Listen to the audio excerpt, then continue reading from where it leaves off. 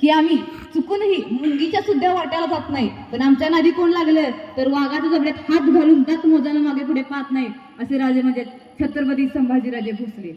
रयतेसाठी लढ पोरा अशा ज्या आईचा आवाज होता ती आई म्हणजेच राजमाता राष्ट्रमाता माँसाहेब जिजाऊ.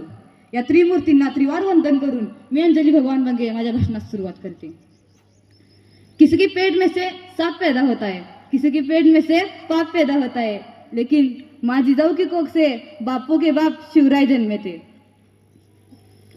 आपल्याला माहित आहे शिवरायांचा जन्म फाल्गुन वद्र तृतीया शके 1551 19 फेब्रुवारी 1630 रोजी शिवनेरी किल्ल्यावर शहाजीराजे भोसले यांच्या कुळात झाला. छत्रपती शिवाजी महाराज हे एक उत्तम प्रशासक होते व त्यांची प्रयोजनशैलीही अत्यंत उत्तम होती. ज्यावेळेला कोंढाणा घ्यायचा होता त्यावेळेला तानाजी मालुसरे यांच्या मुलाचं म्हणजे रायबाचं लग्न होतं. तानाजी मालुसरे महाराजांजवळ आले, पत्रिका देत महाराजांना म्हणाले, राज लेकराचं लगीन काढलं बरं का, या लागतंय, तुमच्या हातनं तांदूळ पडल्याशिवाय मी पुढचं काय करत नसते बघा. त्यावेळी राजे म्हणाले, ताना लेकराचं लगीन काढलंस वय, म्या म्हणत होतो आधी कोंढाण्याचं लगीन करायचं रे. तशा सरदिशा हातातल्या पत्रिका खाली टाकून तानाजी मालुसरे म्हणाले, राज म्या जाणार, फक्त एक संधी द्या राज, आधी लगीन कोंढाण्याचं मग माझ्या रायबाचं, म्या जाणार राज.